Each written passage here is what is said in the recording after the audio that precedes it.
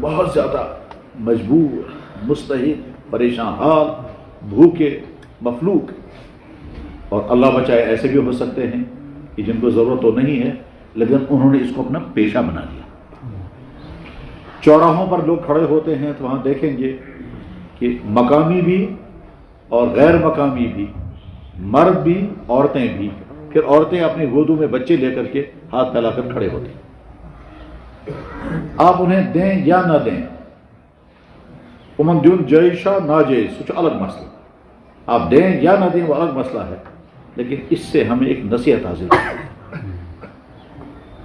اور اس نصیحت ہی کو میں تھوڑا پھیلا کر کے پھر عرض کرتا ہوں۔ کیا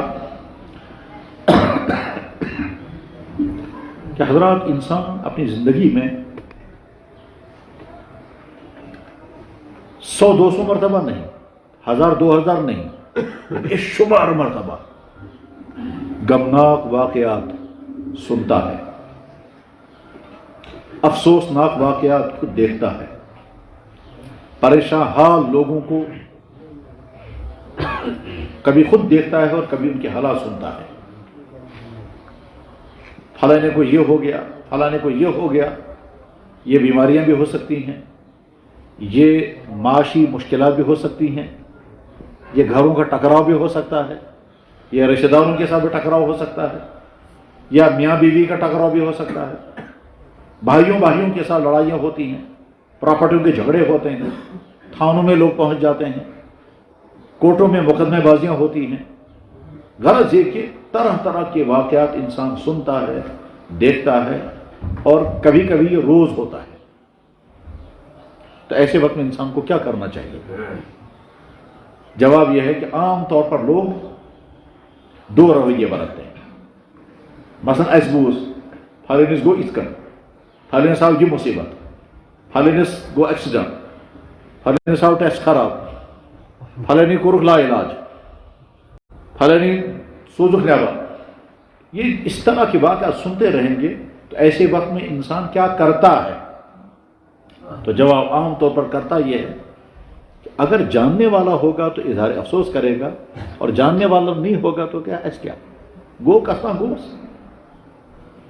زیادہ زیادہ انسانیت کا جذبہ ابھرے گا تو کہیں گے یار بڑا افسوس ہو گیا، فلاں جگہ سنا ہے، یہ دفعہ بڑا افسوس کیا سکو کہتا ہے ایکسیڈنٹ کو خبر کئی جموں میں تھی، بس یہ کہیں گے بڑا دکھ ہو گیا، ہم نے کہیں سنا کہیں ایکسیڈنٹ ہو گیا، وہاں ہسپتال میں ایک بیمار تھا، ڈاکٹر نے اس کو لا علاج کر دیا، بڑا دکھ ہوا، یاد کریں گے۔ یہ انسانیت ہے۔ اور یا کہیں گے ہم کو کیا ہے، کستم گو تو گستنس، کسی کو ہو گیا تو ایس کا تو سے، بس عام طور پر یہ 2 باتیں ہوں گی۔ یا انسان اپنے ذہن سے کہے گا ہم کو کیا ہے، فلاں جگہ حادثہ ہو گیا، مر گئے لوگ، ہم کو کیا ہے، ایسما کو۔ اور یا پھر انسانیت کے ناطے ہم کو بہت افسوس ہوگا، ہے بڑا دکھ ہو گیا۔ لیکن ان 2 کے بجائے تیسری چیز ہم کو کرنی چاہیے، وہ نہیں کرتے۔ وہ تیسری چیز کیا ہے؟ فوراً شکر پڑھنا چاہیے کہ یا اللہ آپ کا بڑا احسان ہے، جو میں نے سنا، جو میں نے دیکھا، میرے ساتھ اب تک وہ نہیں ہوا۔ اگر یہ کیفیت پیدا ہو گئی تو وہ ایک بہترین نعمت ہاتھ آ گئی۔ کیا نعمت ہاتھ آ گئی؟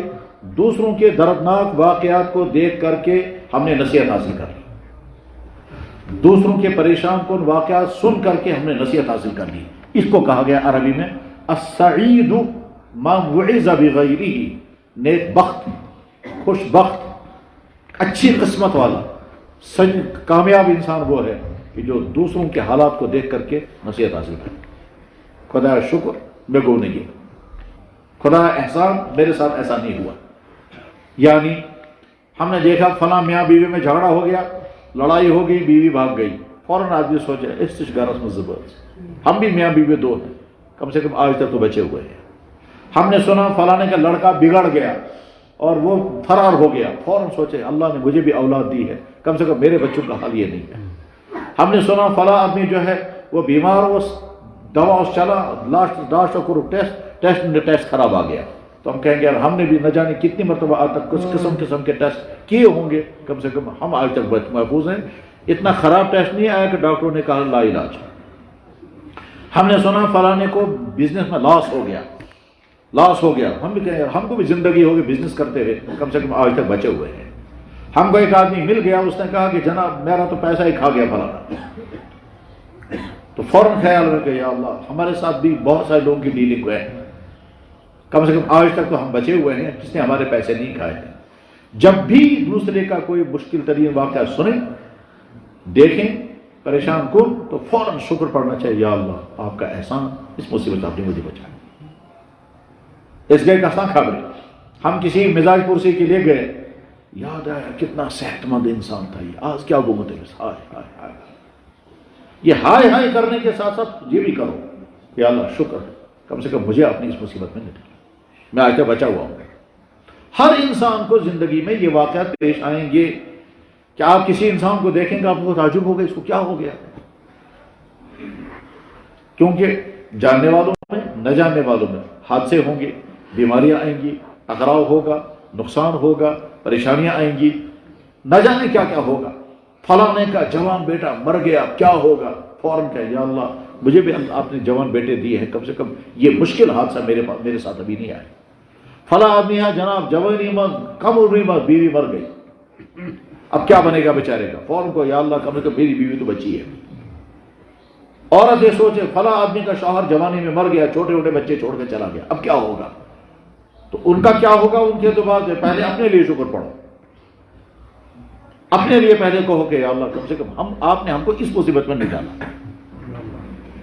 جب بھی کہیں کسی کا واقعہ دیکھیں, جب بھی کسی کا کوئی واقعہ سنیں, فوراً اپنے پر غور کرنے کے بعد کہیں یا اللہ میں شکر گزار ہوں, آپ نے مجھے ایسی مصیبت نہیں ڈالی, ایسا امتحان نہیں ڈالا جس میں نہ جانے کتنے فیل ہو جائیں گے.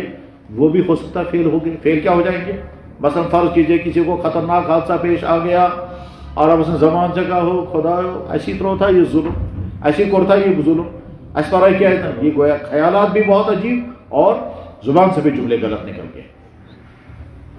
اور یہ سارا سکھایا جناب رسول اکرم صلی اللہ علیہ وسلم. آپ نے کیا فرمایا, جب تم کسی مصیبت زدہ انسان کو دیکھو تو فوراً کہو الحمدللہ الذی عافانی مما ابتلاہ فی, شکر اس اللہ کی بارگاہ میں جس نے مجھے بچائے رکھا اس مصیبت سے جس مصیبت میں یہ فلانا مبتلا ہو گیا.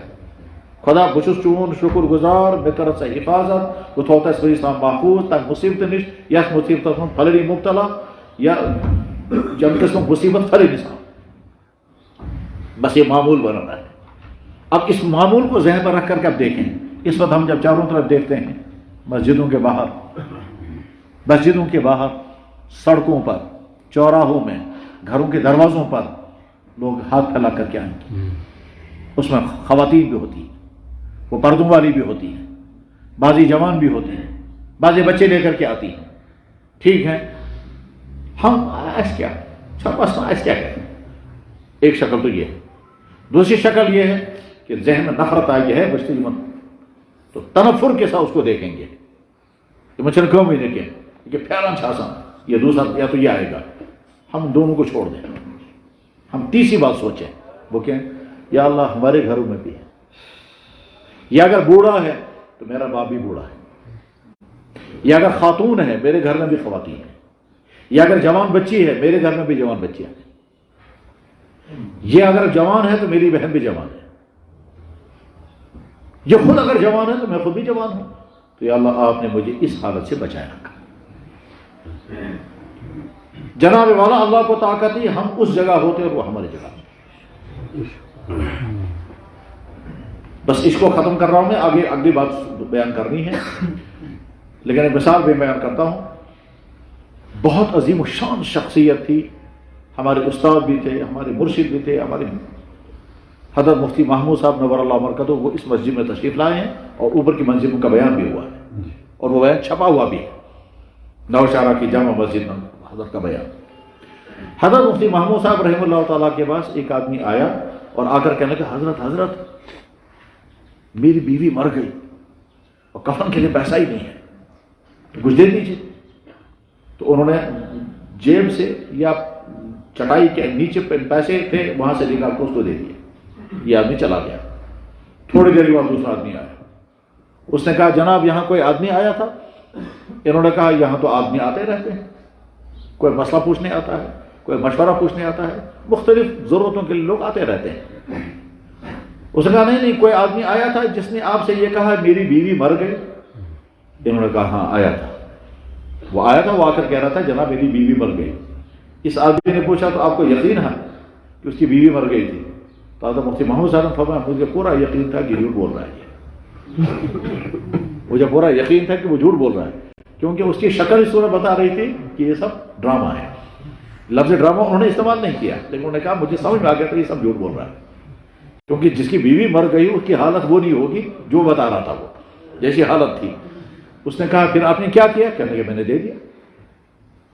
اس نے سوال کیا جب آپ کو یقین تھا کہ یہ جھوٹ بول رہا ہے تو آپ نے پیسے کیوں دیے پھر؟ یہ ہے اہم سوال۔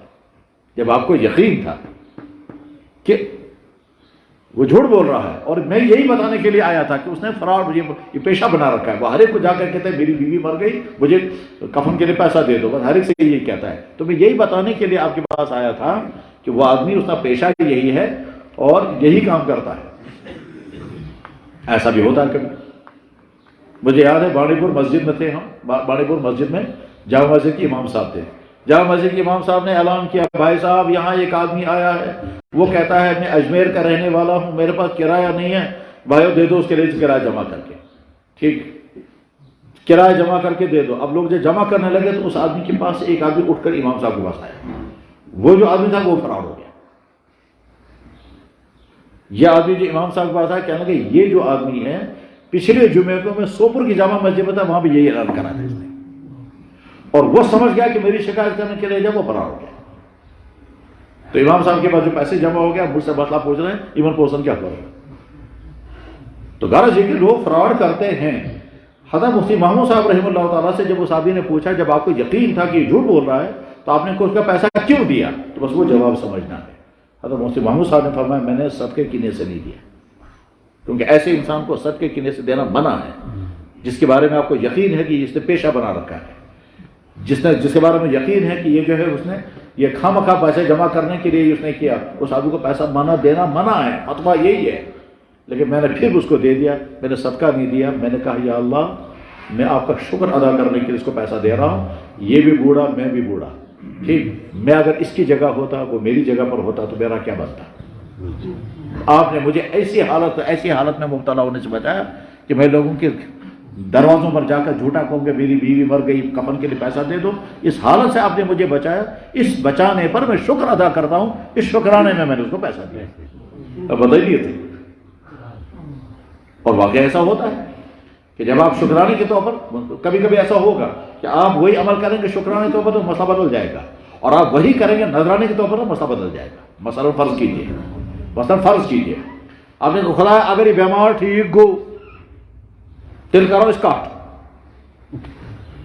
اب آپ پوچھتے کیا کرنا ہے؟ جواب ہے آپ کے ذمہ لازم نہیں، بیمار ٹھیک ہو گیا جو کو آپریشن تب میں ہو جناب اس کا آپریشن ہو رہا ہے، آپریشن میں نکل جانا چاہیے، اگر یہ آپریشن سے نکل گیا تو میں اتنا کروں گا، اور وہ آپریشن سے نکل گیا، یعنی آپریشن ہو گیا، آپریشن کامیاب ہو گیا اور حادثہ نہیں ہوا، بچ گیا وہ، اب آپ کے ذمہ یہ کاٹ لازم ہے، اور خود بھی نہیں کھا سکتے، مالدار کو بھی نہیں کھلا سکتے۔ یہ چپت ہوش میں سنا تقسیم کرے اور ساڑھ کے پیٹرن تاچو تم نہ تھک تھک، یعنی یہ تھپ تھپ کریں تو نیند چھین لیتے، ہرگز نہیں۔ اچھی طرح سے سمجھ لینا چاہیے کہ اس طرح کے نظر کو نہ خود کھا سکتے ہیں نہ مالداروں کو کھلا سکتے، چن چن کر غریبوں کو کھلانا ہوگا، یہ سب کا ایک واجبہ ہے۔ لیکن اس کے مقابلے آپ نے کیا کیا؟ خدا بیمار کو ٹھیک کر سن اس کرو گا نتی صدقہ، تو یہ جو پہلے ہی صدقہ کریں گے ابھی ہر ایک کو کھلا سکتے ہیں، اس میں سے خود بھی کھا سکتے ہیں۔ دیکھیے مسئلہ بدل گیا، مسئلہ کیا بدل گیا؟ اگر کوئی یا اللہ بچہ امتحان دے رہا ہے امتحان کامیاب گسن اس کرو گۄڈنیتھٕے صدقہ، اس کرو گۄڈنیتھٕے صدقہ، یہ صدقہ آپ مالدار کو بھی دے سکتے ہیں، غریب کو بھی دے سکتے ہیں۔ مالدار کو دیں گے تب جب اس کو ضرورت ہوگی، لیکن دے سکتے ہیں۔ خدایا بچہ سے امتحان دوں یہ کامیاب گسن اس کرو گۄڈنیتھٕے، تو آپ نے جانور ذبح کیا، اس جانور کے ذبح کرنے میں خود بھی کھا سکتے ہیں، دوسروں کو کھلا سکتے ہیں۔ اس چائے مکان اسمت ہم نئے مکان میں آ گئے، آپ نے کہا ہم خوش شکرانے میں بھیڑ ذبح کریں گے، یہ جو شکرانے میں آپ نے بھیڑ ذبح کیا خود بھی کھا سکتے ہیں، گھر والوں کو، رشتہ داروں کو، سب کو کھلا سکتے ہیں۔ لیکن اگر آپ نے نظر کی، نظر کا مطلب ہوتا ہے خدا اگر یہ کام ہوگا تل کرو یہ، اگر یہ کام ہوگا پھر ہم یہ کریں گے، وہ ڈپینڈ کر دیا للہ علی ان اضحی، اللہ کی طرف سے مجھ پر لازم میں قربانی کروں گا اگر یہ کام ہو گیا، اگر فلاں مسئلہ حل ہو گیا. جیسے حضرت عمر فاروق رضی اللہ عنہ کا یا رسول اللہ میں نے زمانہ جاہلیت میں نیت کی تھی میں خانہ کعبہ کا اعتکاف کروں گا، تو آج کروں یا نہیں کروں گا؟ تو جب ہم ڈیپینڈ کریں گے تو اس کے بعد پھر اس میں سے خود نہیں کھا سکتے جب وہ مقصد پورا ہو جائے گا. ابھی کچھ دنوں پہلے ایک عورت نے مجھے فون کیا یہی شہر سے. میں نے کہا حکم فرمائیے. کہنے لگا جی میرا بچہ گیا تھا سکول، وہ گاڑی سے نیچے گر گیا. میں نے اسی وقت نیت کی میں یوں زیور نصب کر دوں مگر بچ کو سماسوں ٹھیک.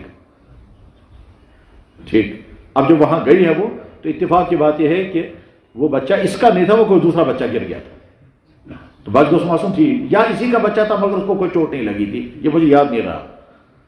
میں نے کہا اب کیا پوچھنا ہے؟ کیا لگا بچ میں ٹھیک تو میں کیا کر دوں؟ اب پھر نیت بدل گئی. تو میں نے کہا جو نیت کی تھی وہ صدقہ کرنا پڑے گا. اچھا نہ بیکن گن جائے گی، یہ نیت بدلتی ہے. بہرحال جب میرے بھائی جب ہم دوسرے کو دیکھیں یہ ہاتھ پھیلائے ہوئے ہیں، یہ بڑا بھی ہے، یہ بوڑھا بھی ہے، یہ عورت ہے، یہ بچہ لے کر کے فوراً کہیں یا اللہ آپ نے ہم کو اس سطح پر نہیں پہنچایا. آپ چاہے دیں یا نہ دیں وہ بات کا مسئلہ ہے. دروازے پر کوئی آیا نفرت سے مت دیکھو، حقارت سے مت دیکھو. میں بہت اہم ترین بات سمجھا رہا ہوں، اچھی طرح سے غور سے سنیں. بہت اہم بات سمجھا رہا ہوں، غور سے سنیں. یہ جو سڑکوں کو صاف کرنے والے لوگ ہوتے ہیں، چلو سڑک ڈواں، تقریباً ہم میں سے 99% لوگ ان کو نفرت کے دیتے ہیں. اس سے ہرگز نہیں. ساری قوم کو چاہیے کہ ان کو اپنے محسن مان لیں. کیوں؟ اگر وہ یہ کام چھوڑ دیں گے تو انجام کیا نکلے گا؟ اگر صفائی کرنے والے ختم کر دیں ہم یہ کام نہیں کریں گے پھر کیا ہوگا؟ پھر دیکھ لیجیے منظر کیا بنے گا. ٹھیک میونسپلٹی والوں کے سامنے شور مچائیں گے، وہ کہیں گے مزدوری چل کوئی تم سے کام کرنے کا تو ہے. اس وقت لوگ کہیں گے منتیں کر کے مہربانی کرو کرو. کبھی بھی ان کو نفرت کے ساتھ نہیں دیکھنا چاہیے، حقارت کے ساتھ نہیں دیکھنا چاہیے. یہ سمجھنا چاہیے یار ان کا بہت بڑا احسان ہے. یہ کام تو سوسائٹی کے 99% لوگ کرنے کو تیار ہی نہیں ہوں گے، اور یہ وہ کام کر رہے ہیں جس کی وجہ سے گندگیوں میں رہتے ہیں، صفائیاں کرتے ہیں اور کیا کیا کرتے ہیں. تو شیوں کا سمجھیے. ہاں یہ بہت اہم مسئلہ ہے، لیکن لوگ سمجھتے ہیں حقارت کے ساتھ ان کو دیکھیں، حقارت کے ساتھ دیکھیں گے تب سے جملے تک نقل کریں گے. بلکہ کبھی گاڑی لے کر آئیں گے وہ سامنے دو رہا ہوگا تو حقارت کے ہے واترا سچنا سنا دیو. تو یہ جو حقارت کے ساتھ اس کو ڈانٹ کر کے کہتے ہیں وہ ہم بہت کچھ ہیں یہ کچھ نہیں. میرے بھائی اس کا احسان ماننا چاہیے ساری قوم کو. یہ جو سڑکوں کو صاف کرنے والے لوگ ہیں، نالیوں کو صاف کرنے والے لوگ ہیں، اگر یہ کام کرنا چھوڑ دیں اور وہ اپنا کوئی دوسرا روزگار ڈھونڈنے لگیں، ٹھیک ہے نا، نتیجہ کیا نکلے گا؟ پھر دیکھ لیجیے گا یہاں پر آ کر کے سمجھ میں آ جائے گا کہ مکھیوں کا بہت بڑا احسان ہے. مگر اس کا ضرور موضوع وہ کیا احسان ہے، اس کو آپ کو پھر بیکٹیریا کی تھیوریاں سمجھنی پڑیں گی کہ جناب والا بے شمار بیماریاں ختم ہوتی ہیں کیونکہ مکھیاں ہیں. اگر مکھیاں نہیں ہوں گی تو بیکٹیریا پھیلے گا اور اس دنیا میں رہ نہیں سکیں گے. پھر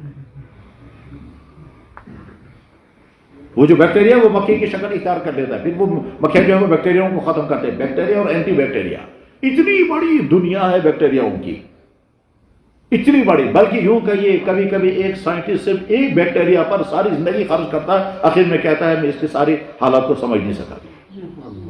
ایک یہ میں سب یہ تو یونیورسٹیوں کی لیول کی بات ہے، وہاں سمجھانے کی بات ہوگی.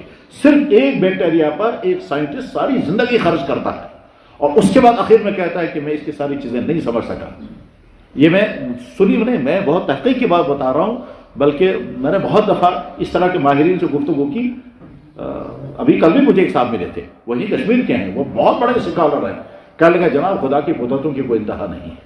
خیر چھوڑیے آپ. تو بہرحال ہم ان کو اپنا محسن سمجھیں. اسی طرح سے یہ جو سڑکوں پر مانگنے والے ہیں ان کو دیکھ کر کے فوراً کہے یا اللہ میں خوشحال ہوں یا تندرست ہوں، کم سے کم بھکاری تو نہیں بنایا، کم سے کم میں تو اس سطح پر نہیں آیا کہ میں لوگوں کے گھروں پر جاؤں گا. کم سے کم میرے گھر کی خواتین تو ایسی نہیں ہے جو اس طرح سے سڑکوں پر بیٹھے اور بچہ لے کر کے بیٹھے. یا اللہ میں شکر ادا کرتا ہوں.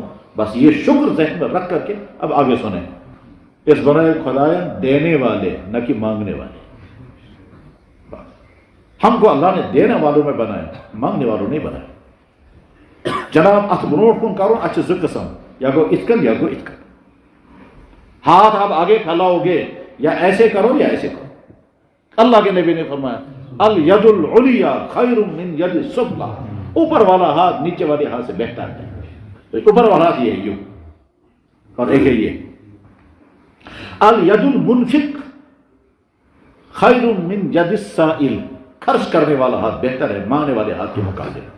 اور الید المعطی خیر من ید الاخذ، عطا کرنے والا ہاتھ زیادہ بہتر ہے لینے والے ہاتھ کے مقابلے میں.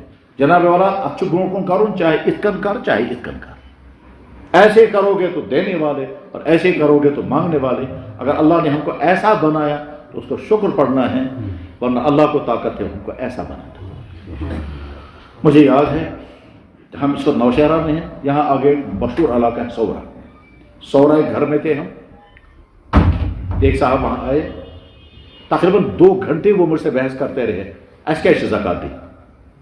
کاروبار کروڑوں میں کاروبار ہے، وہ ٹرن اوور ہو رہا ہے. ٹھیک کہتا ہے یوں چوہے. میں کہتا رہا دیکھو آپ کے پاس اتنا مال ہے، اس مال میں ایسے زکات ہوگی آپ کے پاس. وہ نہیں، 2 گھنٹے تک وہ کہاں بات گسس نہیں آ رہی. لیکن بہرحال اس نے نہیں مانا، ہضم نہیں ہوا اسے کہ زکات ہمیں دینی چاہیے. اور ہے 2 میاں بیوی، اولاد بھی کوئی نہیں. کروڑوں کا کاروبار یہاں سورا علاقے میں.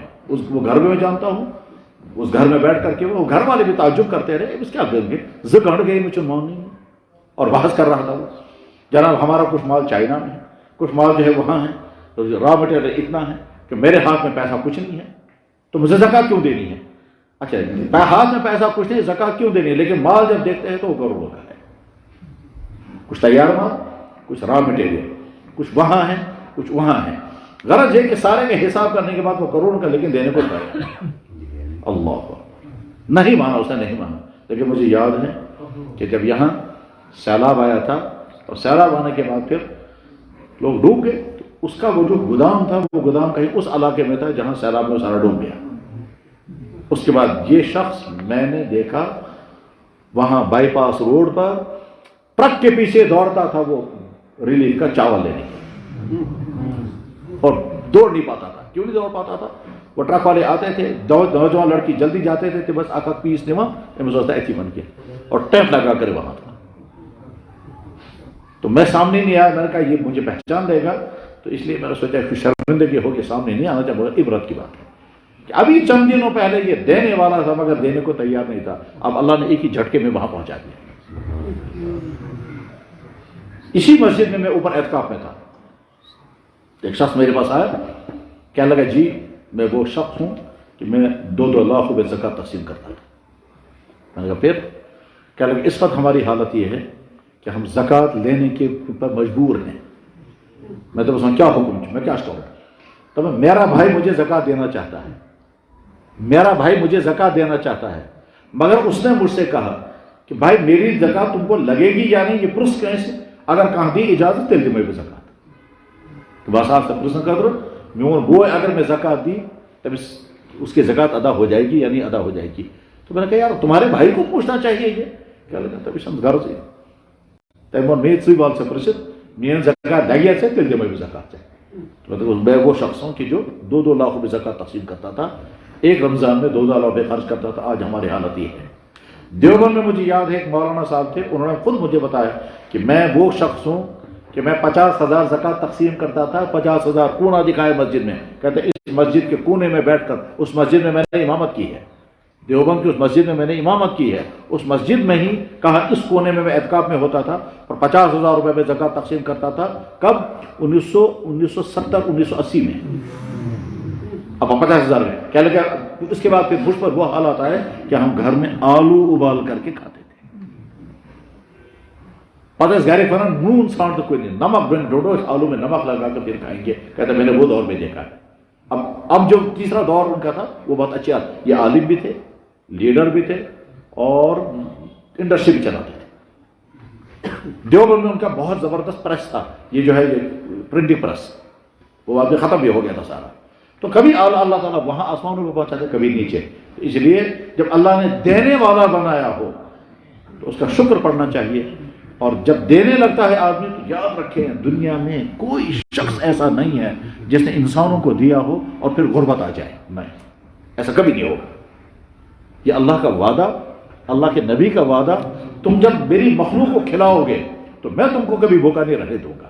قرآن کریم میں بھی اللہ تعالیٰ شان فرماتے ہیں وَمَا أَنفَقْتُم مِّن شَيْءٍ فَهُوَ يُخْلِفُهُ، جو تم میرے راستے پہ خرچ کرو گے میری مخلوق پر، کسی کو بھی مخلوق کو کھلاؤ، مخلوق کے ساتھ حسن سلوک، چاہے وہ انسان، چاہے جانور، چاہے کسی بھی مخلوق کے ساتھ اللہ کو بہت خوشی ہوتی ہے۔ اس کو میری مخلوق کا غم ہے، میری مخلوق بہت خوشی ہوتی ہے اللہ کو میری مخلوق کو کھلا رہے، چاہے کافروں کو ہی، وہاں اللہ تعالیٰ بطور مخلوق کے دیکھتے ہیں۔ دینے والا آدمی اللہ کو بہت پسند ہے، کھلانے والا اللہ کو بہت پسند ہے۔ اس لیے معمول بننا چاہیے یار ہمارے گھر سے کوئی آدمی خالی نہ جائے، ہمارے گھر سے کوئی آدمی بھوکا نہ جائے، اگر ہم کچھ نہ دیں لیکن کم سے کم بات اچھی طرح سے کریں۔ قول معروف ومغفرۃ خیر من صدقۃ یتبعها اذی، ہاں کوئی آدمی آیا ہٹا کٹا، اس نے ہم نے کہا ہے رٹ شرم چھے نہیں جمع مزدور کیسے کو نہیں رٹ، قرآن کہتا ہے اس دینے سے زیادہ بہتر تھا تم نہ دیتے، اس دینے سے زیادہ بہتر تھا تم نہ دیتے، اور دے کر کیا کہتے بھائی اللہ نے تم کو صحت عطا کی ہے، تو اللہ نے تم کو صحت عطا کی ہے، اس صحت کا فائدہ اٹھاؤ اور کوشش کرو کہیں کام مل جائے، میں بھی کوشش کروں گا۔ یہ ہمدردی کے بعد جب یہ زیادہ بہتر ہے وہ مقابلے کے کہ آپ نے دیا اور دینے کے بعد پھر کیا کہا ہے راٹ شرم چاہیے بات، دو اور توہین کرو، دو اور تنقیص اور عیب لگاؤ، اس سے زیادہ بہتر ہے نرم بات ہمدردی کی بات کہو۔ قول معروف اور مغفرۃ، اللہ تعالیٰ کا رحم، خیر بہتر ہے من صدقۃ، ایسا صدقہ دینے سے یتبعها اذی، جس کے بعد تو نے تکلیف دہ بات کہی، گن جت بعد میں تکلیف دینے والی بات کہی، شرم چاہیے نا یہ بات، نہیں رٹ ہٹائیے، کیا کیا جملے بولتے ہیں، ہر زمانے کے لوگ بولتے ہیں بس۔ اب جب اللہ نے دینے والا بنایا ہے تو کیا کرنا ہے، اچھی طرح سے سمجھنا ہے کہ ہماری مالی پوشن کیا ہے، اور یا اللہ جو ہماری مالی پوشن آپ نے جیسی بنائی اس کے مطابق ہم کچھ تو ہمیں لازماً دینا ہے، کچھ تو ہمیں لازماً دینا ہے، اور کچھ لازماً نہیں دینا ہے، لیکن دیں گے تو بڑی برکتیں آئیں، بہت رحمتیں آئیں گی۔ پتہ ہم تاریخ میں جب دیکھتے ہیں فلانے بزرگ کمائی کچھ نہیں، ہزاروں کو کیسے کھلاتے تھے، جناب جہاں لنگر چلتا ہے کچھ نہیں پتہ چلتا ہے لنگر چلتا کیسے ہے، اور ہر جگہ ہے یہ، دنیا میں ہر جگہ ہے یہ، چاہے تبلیغی مرکزوں میں دیکھیں گے جا کر کے، جو ہمارے پرانے اکابر اولیاء گزرے ان کے عمل کر، یہاں بلبل لنگر بہت بڑا لنگر کئی سو سال تک چلتا رہا ہے، یا تو تاچ بند نہیں بلبل لنگر، وہ بلبل لنگر کا مطلب کیا ہے، عبد الرحمن بلبل رحمہ اللہ تعالیٰ جو سب سے پہلے یہاں اسلام لے کر کے آئے، اور جب بادشاہ نے اسلام قبول کیا تو بادشاہ نے کہا میں تمام دوسرے لوگوں کو جبرن مسلمان بناؤں گا، انہوں نے کہا بالکل نہیں، جبرن کسی کو اسلام قبول نہیں کرانا ہے، البتہ میں گھروں گھروں میں جا کر لوگوں کو دعوت دوں گا۔ تو رنچن جس کا نام اب صدر الدین رکھا تھا، اس رنچن نے کہا کہ میں آپ کو گھر گھر پھرنے نہیں دوں گا، میں لوگوں کو جمع کروں گا، جمع کرنے بعد آپ یہیں کو اسلام کی دعوت دیں۔ تو عبد الرحمن بلبل کو ایک جگہ پر بٹھایا، اور رنچن یعنی صدر الدین بادشاہ نے کشمیر کے ہر علاقے کے لوگوں کو دعوت دی یہاں آ جاؤ۔ تو عبد الرحمن بلبل نے کہا یہ جب یہ پہنچیں گے یہاں تک کھائیں گے کیا؟ تو اس نے کہا میں ان کے لیے لنگر لگاؤں، تو لنگر لگ گیا۔ اب گاؤں سے لوگ آتے تھے عبد الرحمن بلبل کے پاس، سنتے تھے ان کا اسلام، کچھ قبول کرتے تھے کچھ نہیں قبول کرتے تھے، جس کو مرضی قبول کرو جس کو مرضی کو، لیکن سنتے تھے آ کر کے۔ یہ جو آتے تھے تو واپس جا نہیں سکتے تھے، راتیں وہیں گزارتے تھے، اور راتیں وہیں گزارتے تھے تو ان کے لیے لنگر چالو کر دیا گیا، تفیچ بنا پر بلبل لنگر، اور لنگر ہوتے ہوتے پر دونوں سے بلبل لنگر سائز بنتے نہ ہو جائے ناوچ میں دی چلا، تو لنگر چلتا رہا ہے سالہ سال تک۔ غرض یہ کہ کھلانے والا کبھی محض نہیں، اللہ تعالیٰ تم میری مخلوق کو کھلاؤ گے میں تجھے بھوکا نہیں رہنے دوں گا۔ اور حدیث میں بھی، بخاری میں بھی حدیث ہے اور ہر کتاب میں حدیث ہے کہ زکوٰۃ دے کر کے آدمی کا مال گھٹے گا نہیں۔ ہمارا حساب تو بتائے گا زکوٰۃ مال گھٹے گا، 1 لاکھ روپے میں ہم نے زکوٰۃ دی 2500 تو 7.5 میں رہ گئے تو گھٹ گیا، لیکن اللہ کے نبی فرمانا نہیں گھٹے گا۔ اب ہماری عقل کہہ رہی ہے گھٹے گا، ہمارا حساب بتا رہا گھٹ رہا ہے، اور اللہ کے نبی فرما رہے ہیں گھٹے گا نہیں بڑھے گا۔ اب ایسا کیسے ہوگا؟ ہم نے حساب کیا، آپ کے پاس 2 لاکھ روپے تھے، 2 لاکھ روپے آپ نے زکوٰۃ نکالی، 5000 نکل گئے، اب آپ کے پاس 1,95,000 رہ گیا، تو حساب تو پیسہ تو گھٹ گیا، لیکن اللہ کے نبی فرما رہے گھٹے گا نہیں۔ ہم کہیں گے حضرت گھٹ گیا، ہم حساب کر کے دیکھ رہے ہیں گھٹ گیا، تو جواب آئے گا انتظار کرو، اگلے سال مجھے حساب بتانا، اگلے سال مجھے حساب بتانا۔ اگلا سال جب آئے گا تو آپ کا لازماً 2 لاکھ سے اوپر ہو جا چکا ہوگا، لازماً۔ اس وقت آپ کہیں گے سمجھے آپ نہیں کتنے ہوئی ہے۔ اس کی میں دوسری مثال بتاتا ہوں کہ حج کے لیے جب آدمی نکلتا ہے اور پیسہ خرچ کیا، ٹھیک ہے نا، اگلے سال حج کے ٹائم پر جتنا پیسہ خرچ کیا ہوگا اس سے زیادہ پیسہ آ چکا ہوگا۔ اللہ کے نبی محتکر الحاج، روزہ رکھ کر آدمی بیمار ہو جائے ایسا کبھی نہیں ہوگا، روزے کی وجہ سے بیمار ہو جائے ایسا کبھی نہیں ہوگا، زکوٰۃ دے کر آدمی پر غربت آئے ایسا کبھی نہیں ہوگا۔ یہ تو ہو سکتا ہے شادی کی، بیماری آئی، نقصان ہو گیا، مکان بنایا، مالی مشکلات آئے، یہ ہو سکتا ہے، لیکن زکوٰۃ دی اور مالی مشکلات ایسا کبھی نہیں ہوگا۔ یہ تو ہو سکتا ہے بیمار تھے روزہ نہیں رکھ سکے، لیکن ایسا کبھی نہیں ہو سکتا کہ روزہ رکھنے کی وجہ سے بیماری آ گئی، بہت ٹھیک وہ روزہ لہٰذا بہت بیمار، ایسا کبھی نہیں ہوگا۔ یہ تو ممکن ہی نہیں ہے کہ اللہ تعالیٰ شانوں کو ایسا حکم دیں جس حکم کے نتیجے میں مشکلات آ جائیں۔ تو زکوٰۃ دینے پر آدمی کو غربت کبھی نہیں آ سکتی، حج کرنے پر آدمی کو غربت بالکل نہیں آ سکتی۔ اللہ کے نبی نے فرمایا محتکر الحاج، یس انسان حج خاطر دراب تمس پونسہ خرچ کور حجس مز خرچ تس بنیادس پر یمس غربت، ایسا نہیں ہوگا۔ تو بس اب اس کے بعد ارادہ کر، ہاں، اور جو آدمی زکوٰۃ نہیں دیتا وہ اس قدر سخت سزا ہوگی، اس قدر سخت، اتنی سخت حدیث ہیں۔ قرآن کریم میں اللہ تعالیٰ فرماتے ہیں یوم یحمى علیہ فی نار جہنم فتقویٰ بہا جباہہم وجنوبہم وظہورہم، تو تمہارا یہ پیسہ، یہ گولڈ، شستر پونس، یہ پونڈ، ان پونڈوں کو گرم کیا جائے گا اور وہ گرم کر کے تمہارے یہاں سے لگایا جائے گا، یہاں سے لگایا جائے گا، جہاں لگایا جائے گا، یہ ہے وہ تیرا پیسہ جس کی تو نے زکوٰۃ ادا نہیں کی۔ یوم یحمى علیہ فی نار جہنم فتقویٰ بہا جباہہم وجنوبہم وظہورہم هذا ما كنتم لانفسكم، یہ چیزو اسے جمع و مت کریں۔ عجیب بات ہے، اللہ رحم فرمائے۔ ابھی کچھ دنوں پہلے مجھے ایک صاحب ملے، کہنے لگے جناب میں ریٹائر ہو گیا، ریٹائر ہونے کے بعد مجھے 20-30 لاکھ روپے ملا، سو تھو میں بیکس مس تاکہ سود ہوا تو تم سے شو کر چلا، میں نے کہا حلال پیسہ رکھا بینک میں اور وہاں سے جو سود آ رہا اسے گھر چلا رہا، جب مر جائے گا تو حلال پیسہ، اچھا اولاد ہے کیوں سر، اگر اصل پونس اگر خرچ کر دے کیا بنے؟ تو میں نے کہا کم سے کم ایک کام کرو، آپ کم سے کم ایک کام کرو، بینک میں آپ نے پیسہ رکھا ہے، جب اس کو پیسہ نکالو گے تو آپ یہ نیت کرو میں انٹرسٹ کا پیسہ نہیں نکال رہا ہوں، میں اصل پیسہ نکال رہا ہوں، کم سے کم اتنا حلال کھاؤ نا، یا حلال رکھا بینک کے پاس، حرام لے کر کھا رہے ہیں۔ مسالہ سال سے اسی طرح سے صاحب جی کو نام بھی جانتا ہوں، میں نام بھی جانتا ہوں، شکل بھی بولو، بلکہ گرد سے بولتا ہوں۔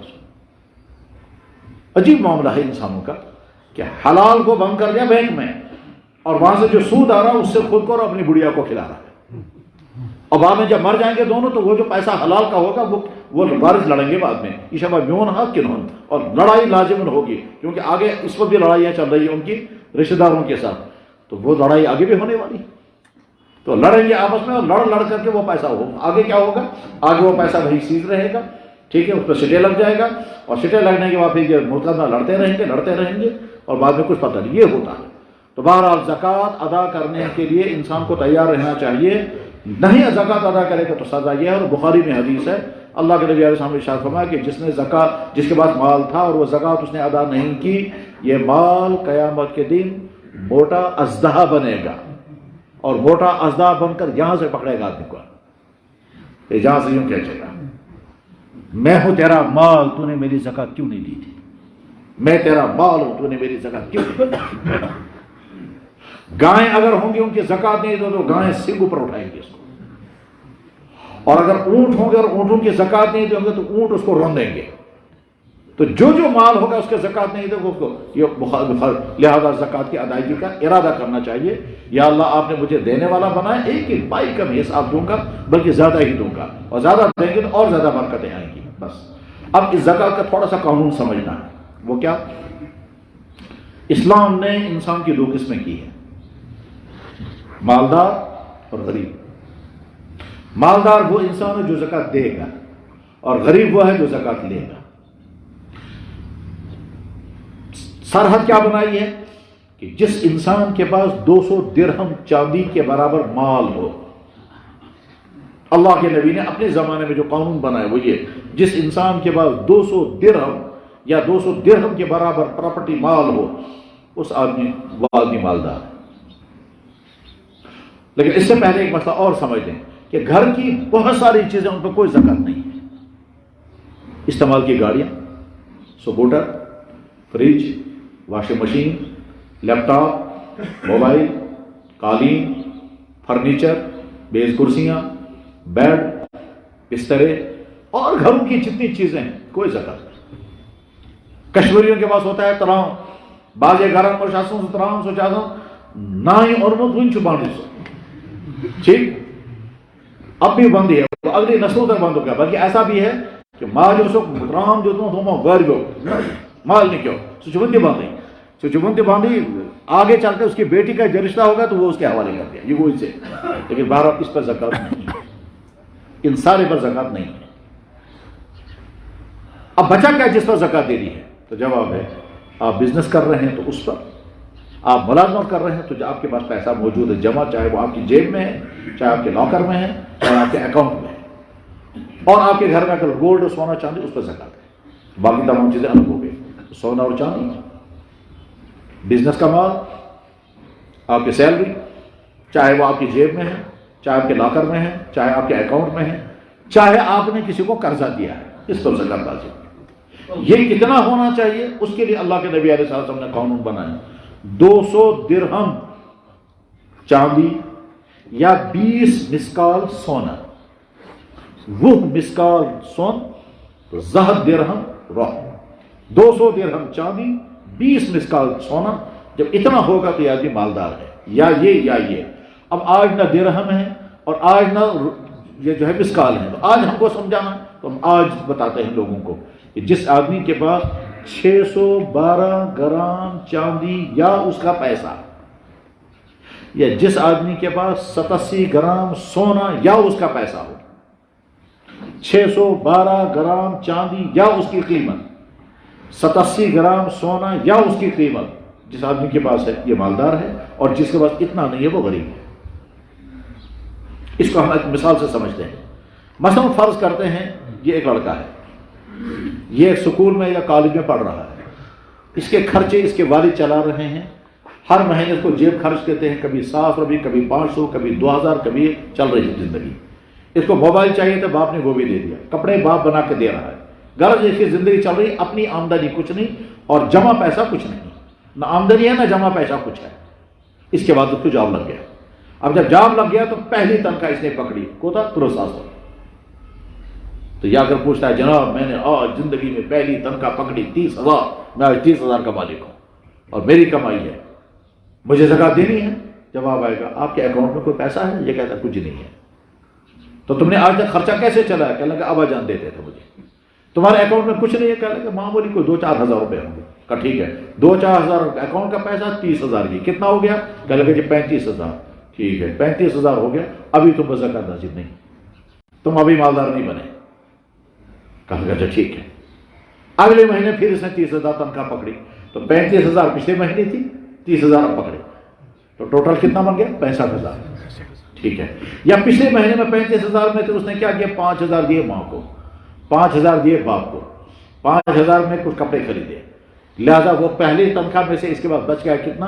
اس کے بعد بچ گیا 20,000 روپیہ، اور نئی تنخواہ اس نے پکڑی دوسرے مہینے کی 30,000، تو 20 وہ اور 30 یہ، تو ٹوٹل کتنا بن گیا؟ 50,000۔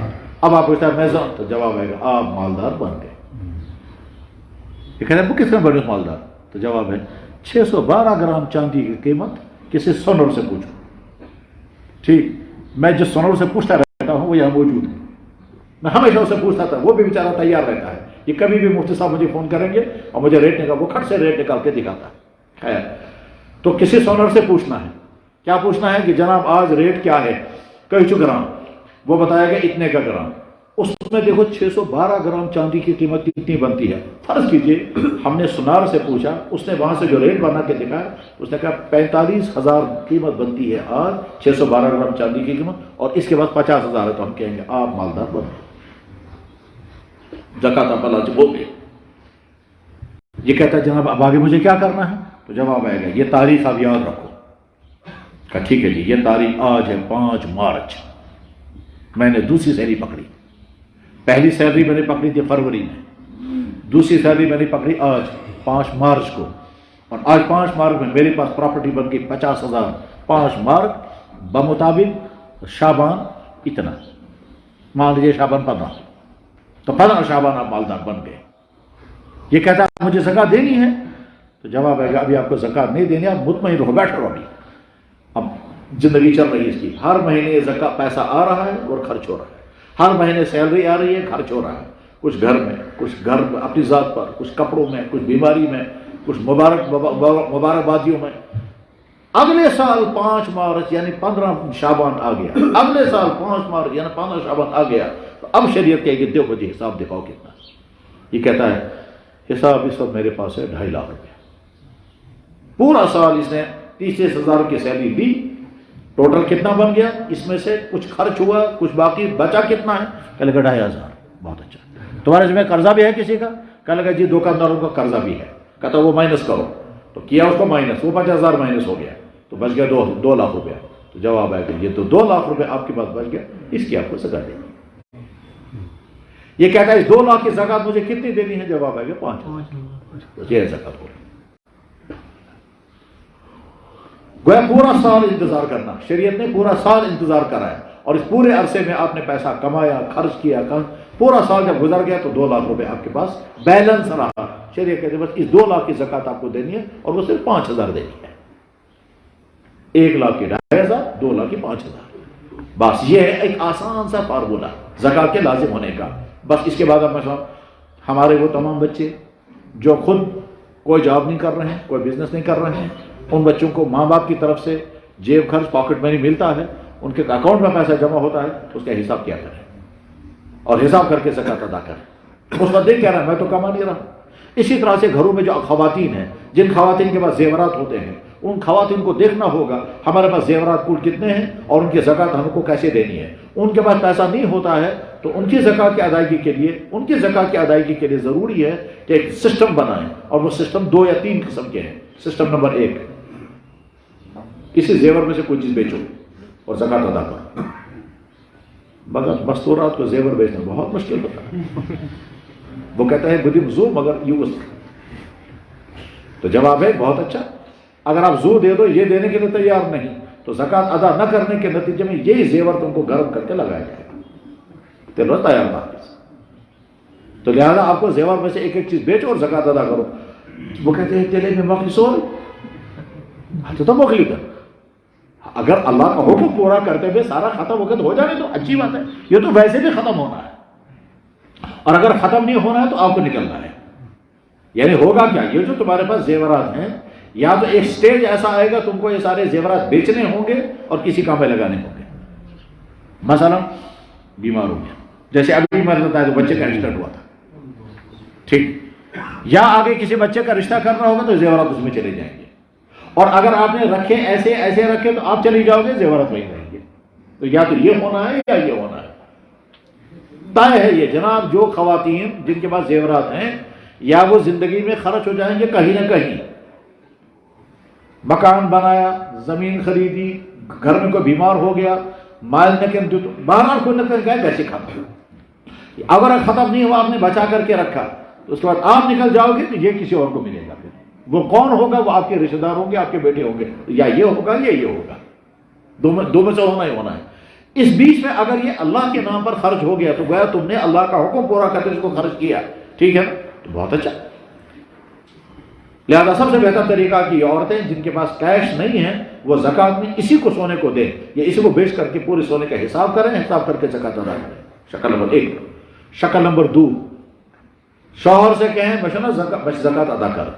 ٹھیک، تل کے نہیں بسی، میں تم کو شوہر کو کہیں میں تم کو بیچتی ہوں. یہ کہتے وج انگوٹھی بیچی، کتنے کی ہے یہ انگوٹھی؟ 5,000 کی، ٹھیک ہے نا؟ تو شوہر نے 5,000 دیے، انگوٹھی شوہر لے لے. شوہر نے 5,000 دے دیا بیوی کو، یہ 5,000 زکوٰۃ بنے گی 2 لاکھ کی. اب اگر اس کے پاس 2 لاکھ روپے کا زیور ہے تو اس نے 5,000 کی زکوٰۃ ادا کر دی، ٹھیک ہے نا؟ زکوٰۃ ادا ہو گئی.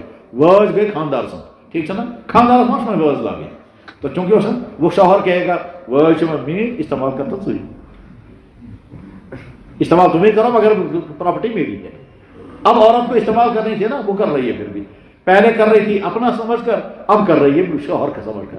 اگلے سال دوسری بات اگلے سال پھر زکات دینے کم سے وہی بوجھ ہوتے ہوتے یہ سارا شوہر کے پاس چلا جائے گا اور شوہر کے پاس جا کر کس کے زکات بھی ادا ہوتی رہے گی اور یہ عورت استعمال کرتی رہے گی اپنا یہ زیور. میں یہاں روک کر کے واقعہ سناتا ہوں یادگار رہے گا آپ کو. ہمارے بزرگوں میں سے بڑی عظیم الشان شخصیت گزری حضرت مولانا اشرف علی تھانوی رحمہ اللہ تعالیٰ. ان کی خاص صفت تھی کیا کہ وہ صحیح انسان کو بنا دیتے تھے. وہ کہتے تھے بزرگ بنو یا نہ بنو صحیح انسان بنو. اس صحیح انسان بننے کے لیے کیا تمہارے ذریعے سے کسی انسان کو کوئی تکلیف نہ ہو اور ہر انسان کے سارے حقوق تم ادا کرنے والے بنو. اور یہ مزاج ایسا ہی بناتے تھے وہ. اور اس مزاج بنانے کے نتیجے میں ان کے تمام جتنے خلیفہ تھے جب ان سے جو جڑے ان کے حالات بالکل ایسے ہی تھے. آدمی حیران ہوتا ہے ان کے واقعات کو دیکھ کر ان کے حالات. میں مثال بتاتا ہوں. ابھی قریب میں گزرے ہیں حضرت مولانا رفیع عثمانی جو صاحبزادے تھے حضرت مولانا مفتی شفیع صاحب رحمہ اللہ تعالیٰ. مولانا رفیع عثمانی کا واقعہ ہے. رفیع عثمانی صاحب اپنے والد مولانا مفتی محمد شفیع صاحب کے ساتھ تھے کراچی میں. رفیع عثمانی صاحب کے بڑے بھائی مفتی شفیع صاحب کے بیٹے اس کا نام تھا ذکی عثمانی یہ لاہور سے ملنے کے لیے ان کے پاس آئے. اب نیچو چاہوں مریض ملاقات کرنے کا لاہور میں ملاقات ہو گئی. اب ذکی عثمانی نے اپنے والد سے کہا ابا جان مجھے اجازت دیں 20 بچوں کے ساتھ ہم چلے جائیں گے. رفیع عثمانی صاحب بڑے بھائی سے کہتے ہیں رات کو یہیں قیام کریں. جب اس نے کہا رات کو یہیں قیام کرے تو مفتی شفیع صاحب نے ٹیڑھی نظروں سے اس کو دیکھا ناراض نظروں سے دیکھا. رفیع عثمانی حیران ہو گئے کہ میں بڑے بھائی سے کہتا ہوں رات کو قیام یہی کرے ابا جان کو خوش ہونا چاہیے اوپر سے یہ مجھے ناراض نظروں سے دیکھ رہے ہیں.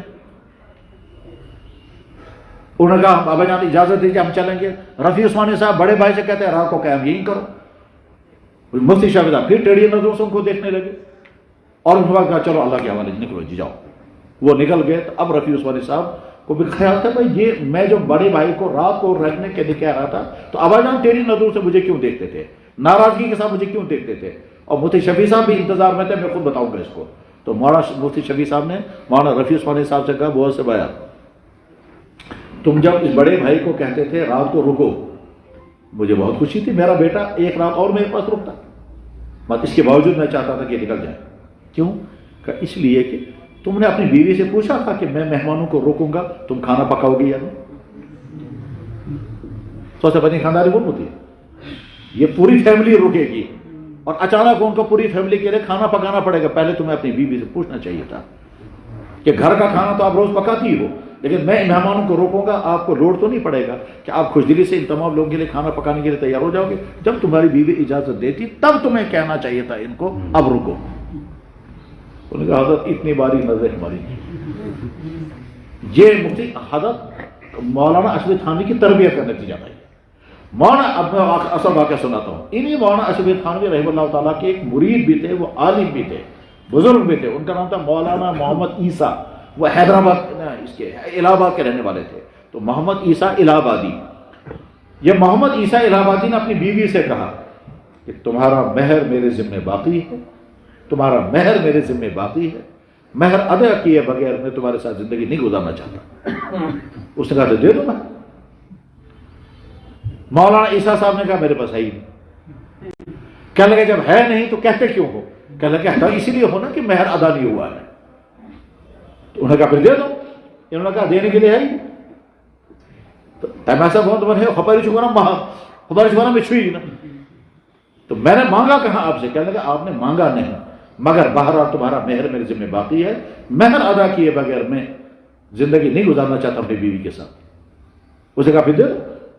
انہوں نے کہا میرے پاس ہے ہی. تو اسے کہا عجیب انسان ادھر سے کہتے ہیں مہر ادا نہیں ہوا ادھر کہتے ہیں میرے پاس ہے ہی نہیں تو اب کرنا کیا ہے آگے.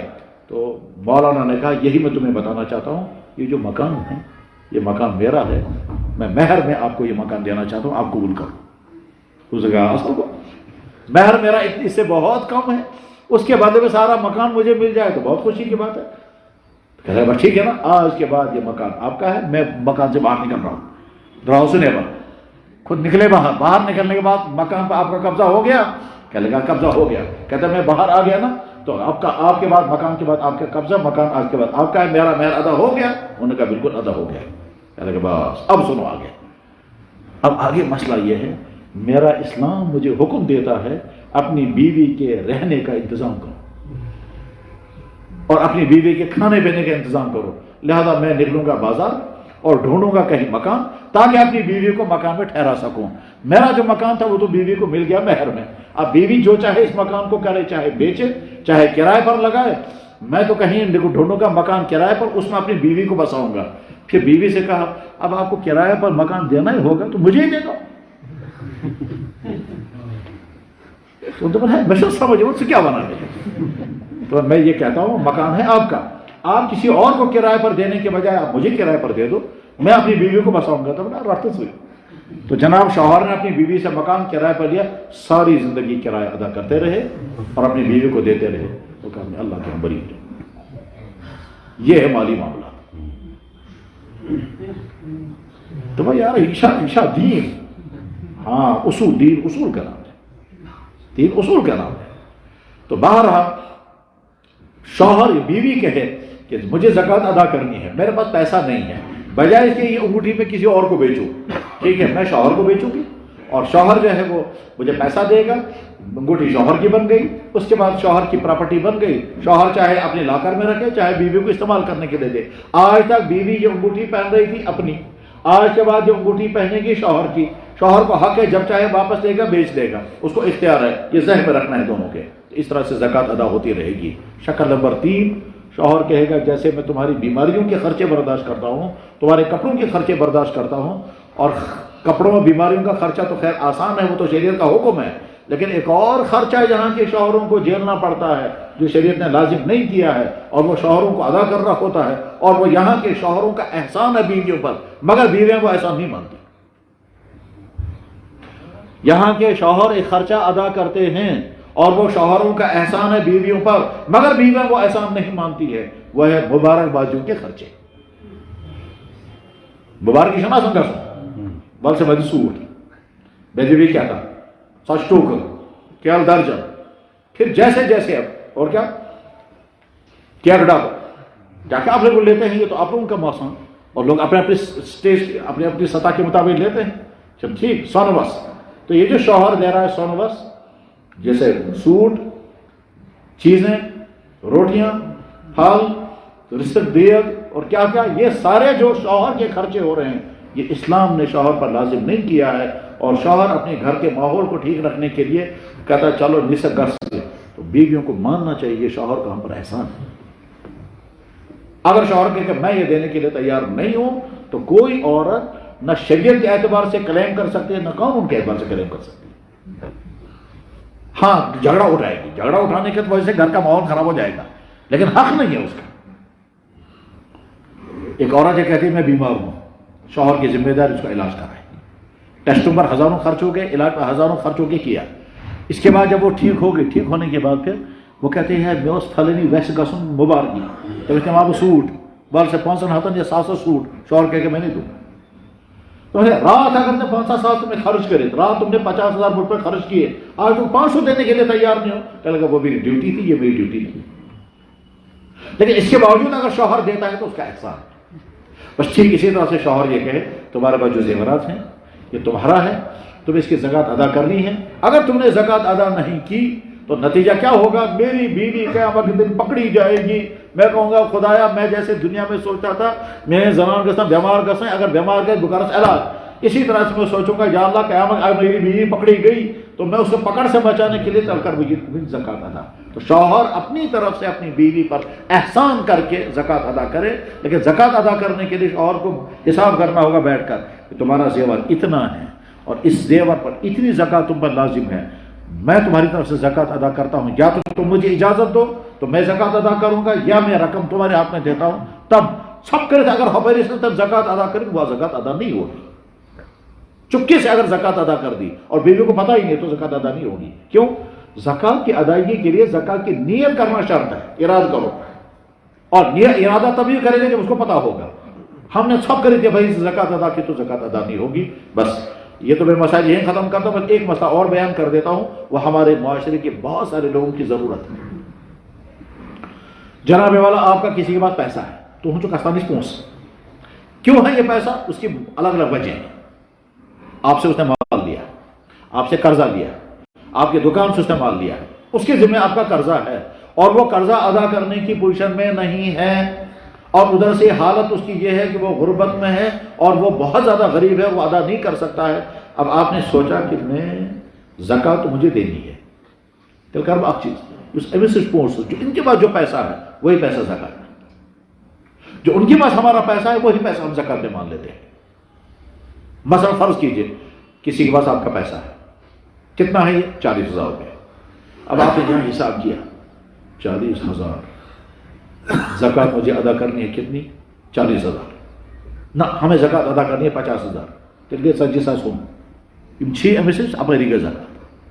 تو کیا یہ زکوٰۃ ادا ہوگی؟ جواب ہے نہیں ہوگی. کیا اس طرح سے زکوٰۃ ادا ہو جائے گی؟ جواب ہے نہیں ہوگی. مان لیجئے ہمارا پیسہ اس کے پاس ہے 10,000 روپیہ، اور میں نے جو اپنے مال کے حساب کیا تو میرے پاس مال بنا کتنا؟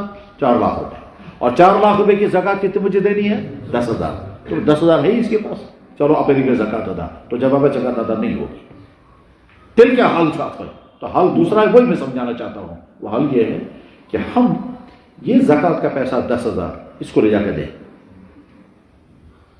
چونکہ وہ غریب ہے، کیونکہ اس کا قرضہ ہے، لہذا ہم نے اس کو 10,000 کی زکوٰۃ دے دی. چاہے ہم زبان سے بولیں یا نہ بولیں، ہم نے دل میں نیت کی یہ زکوٰۃ ہے، یا زبان سے بولا یہ زکوٰۃ ہے، اس نے زکوٰۃ لے لی، ہماری زکوٰۃ ادا ہو گئی. جو ہی ہماری زکوٰۃ ادا ہو گئی اب ہم کہیں گے ہمارا قرضہ وصول کرو، لا جا ہم سے قرض. اور اس وقت آپ اس کو اصرار بھی کر سکتے ہیں، بلکہ جبر بھی کر سکتے ہیں کہ جناب مجھے میں نے نیرنے پہنچ کر سے ادا، ہمارا پیسہ ادا کر دو، تمہارے پاس پیسہ ہے، تمہارے پاس پیسہ ہے اس کا ادا کر دو، میں یہاں سے نکلنے نہیں دوں گا. ٹھیک ہے، آپ کی زکوٰۃ بھی ادا ہو گئی، اور اس کے بعد جب اس نے پیسہ تو آپ کو جو ہی اس نے واپس کر دیا تو قرضہ بھی وصول ہو گیا، زکوٰۃ بھی ادا ہو گئی. یا تو بچوں فرق ہے. ٹھیک ہے، اب میں جو بیچ میں کہہ رہا تھا آپ کو پکڑے میں اب نہیں چھوڑیں گے اس کو تب تک، تو کیا اچھا گنجائش بتراؤ نے گیا تو جواب حدیثوں میں، تمام حدیثی کتابوں میں، تمام حدیث کتابوں میں، اور ایک جگہ نہیں، میرے خیال میں بخاری شریف میں تقریباً 20 جگہ یہ حدیث ہے، تقریباً پہنچ جائے نا ایسی حدیث.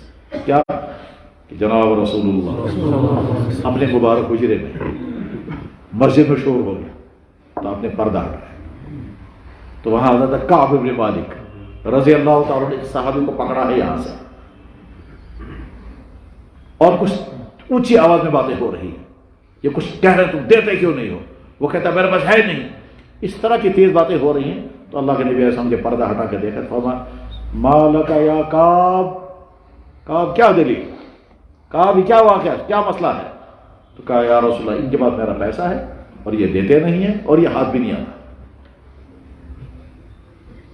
اللہ کے نبی صلی اللہ علیہ وسلم ان سے پوچھا اسادہ کا کعب جو کہہ رہے ہیں صحیح؟ اس نے عرض کیا ہاں صحیح ہے، واقعی اس کا میرے ذمہ قرضہ ہے اور گنجائش نہیں ہے. وہ یہ کہنا چاہتے تھے کہ میں اسے سامنے بھی نہیں آتا. کیوں نہیں سامنے آتا ہوں کہ میرے پاس صحیح؟ تو اللہ کے نبی علیہ السلام نے فرمایا اے کعب اتدعو شطرہا، اے کعب نصب کر اس ماں. آپ نے اشارہ کیا اس طرح سے. ہم یہ نہیں بتا سکتے کس طرح اشارہ کیا، لیکن انگلی سے آپ نے اشارہ کیا اس طرح یا اس طرح.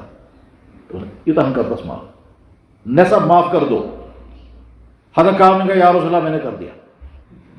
آپ نے فرمایا میں اللہ کے نبی صلی اللہ علیہ وسلم ان سے فرمایا اس نے آدھا معاف کر دیا، باقی آدھا ابھی لا کر دے دو. چاہے سپیتے نہیں گھروں کہاں چیز کو باقی ابھی لا کر کے دے دو، چاہے کہیں سے قرضہ لاؤ، چاہے گھر کی کوئی چیز بیچو. وہ جو کعب مالک اس کو پکڑا تھا میں چھوڑوں گا نہیں تب تک جب تک، بس یہاں سے مسئلہ نکل گیا. کیا مسئلہ نکل گیا؟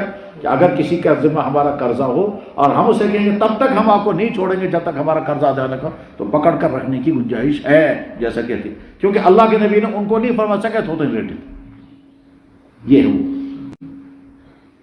البتہ اس کے معنی ساتھ میں یہ بھی ہے کہ اگر کسی انسان نے دوسرے انسان کو مہلت دے دی، صحیح نہ ادا کرے، چلو میں طرف لگے مہلت ہفتس رہتس، یہ مہلت دینا بہت اجر کا ثواب، بہت زیادہ اجر ملتا ہے. من انذر معسرا، جس نے کسی تندرست انسان کو مہلت دے دی، تو جتنا یہ مال ہے، یہ جتنا مال ہے، اتنا مال اگر صدقہ کرے گا اس پر اتنا ثواب نہیں ملے گا جتنا ثواب اس مہلت دینے پر ملے گا۔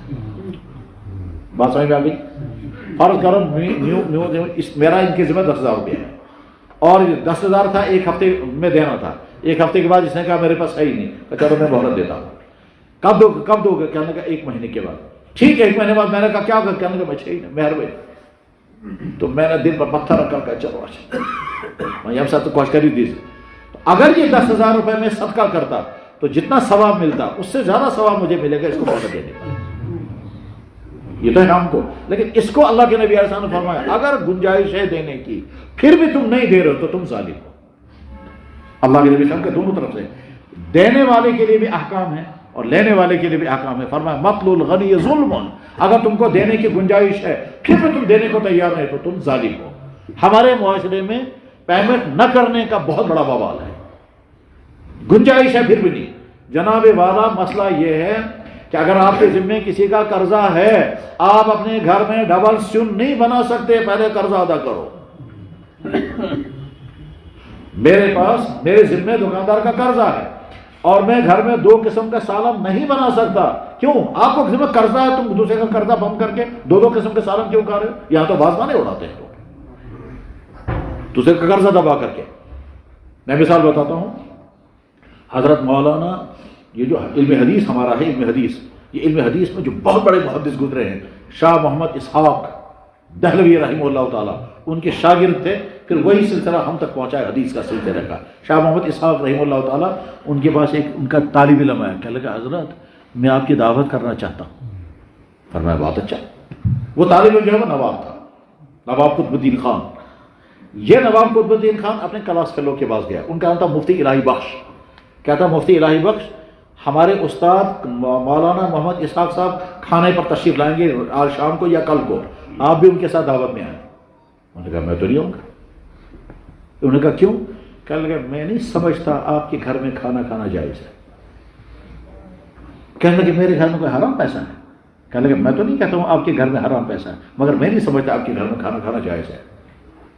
یہ دم اس کو آگ لگ گئی، یار یہ کیا کہتا ہے مجھے میرے گھر میں کھانا کھانا جائز نہیں۔ یہ دوڑ کر گیا حضرت مولانا محمد اسحاق صاحب، کہنے لگا حضرت وہ ہے نا ہمارا ساتھی الہی بخش، وہ زیادہ ہی متقی بن گیا ہے، کہتا ہے میرے گھر میں کھانا کھانا حرام ہے، آپ مجھے بتائیں کیوں میرے گھر میں کھانا کھانا حرام ہے یا مکروہ ہے؟